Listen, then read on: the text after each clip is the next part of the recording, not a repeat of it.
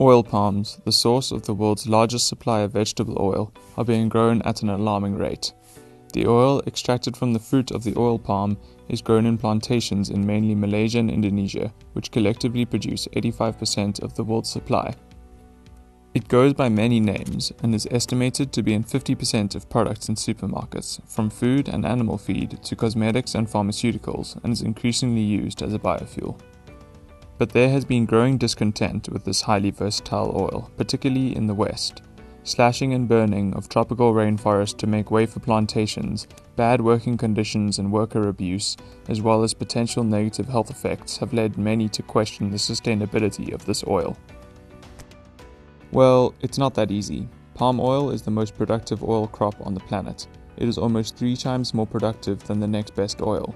To get the same yield from other oils, up to 10 times more forest would have to be destroyed. Plantations have also been effective in lifting some of the poorest people in the world out of poverty. Getting rid of them would worsen existing inequality and environmental issues. Alternatives, such as blends of other oils or exotic oils from mango pips, are possible, but do not perform as well as the ubiquitous palm oil. C16 Bioscience, a New York-based startup, are attempting to brew synthetic palm oil from yeast, similar to beer, but this is many years away from commercialization. It turns out that the oils extracted from the oil palm only account for 10% of the biomass and a third of the available energy of the palm. The other 90%, well, it's mostly wasted. Some of it is used, but its uses are inefficient, have high environmental impact and low value. If this residual biomass could be harnessed for value-added products, the overall sustainability of palm oil would increase dramatically. But before we can understand how to effectively use residual oil palm biomass, we need to understand how palm oil is produced. 3 years after planting, the palms start producing fruit on what are known as fresh fruit bunches, a collection of about 2,000 golf ball-sized fruits. The oil is contained in these fruits. Crude palm oil is extracted from the pulp and palm kernel oil is extracted from the kernels. The fresh fruit bunches are transported to mills where they are processed, extracting the crude palm oil and palm kernel oil. This leaves empty fruit bunches, the shells from the kernels, kernel cake, and a watery sludge known as palm oil mill effluent, or POM, as residuals. POM contains the remains of the fruit pulp, some residual oil, and has a high environmental impact. The palms also lose fronds over the course of the year, and after 25 years they are cut down to make way for a new grove. Most mills use low-efficiency boilers to burn the readily available mill biomass, empty fruit bunches and shells, to produce electricity to power the mill and use ash as fertilizer in the plantation. The field waste, fronds, trunks and roots are not worth collecting and are mulched back into the ground in the field or burnt. This waste is mostly lignocellulosic and so is packed with potential energy. What could this residual biomass be used for if palm oil mills were converted into palm oil biorefineries? We can break up the potential into 3 categories: energy, chemical building blocks, and direct products. Value-added energy, or more commonly biofuels, are various methods of maximizing the amount of energy that can be extracted from the biomass. One of the simplest ways of doing this is by densifying any palm fibers and kernel cake under high pressure. This compresses the material into pellets or briquettes, which reduces storage and transportation costs and increases burning efficiency by removing moisture. However, this doesn't increase the high heating value, a measure of the energy content of a fuel. On the other hand, torrefaction, where empty fruit bunches and kernel shells are converted into a coal-like material, and fast pyrolysis, which converts fibers to bio-oil, both improve energy density and fuel characteristics, increasing the high heating value by about 38%. Palm, the biggest pollutant from oil mills, needs to be treated before it can be discharged to the environment.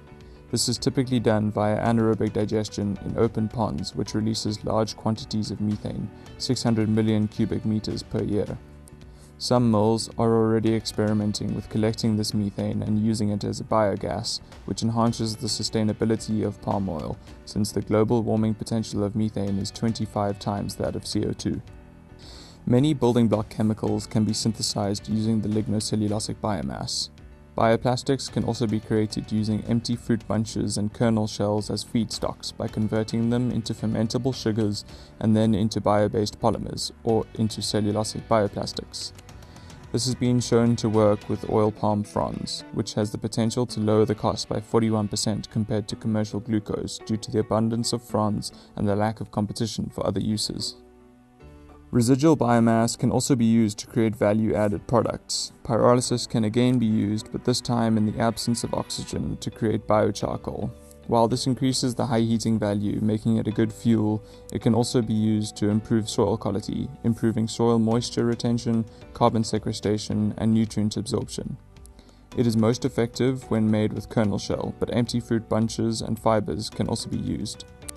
Biochar can further be converted into activated carbon, a process already used commercially.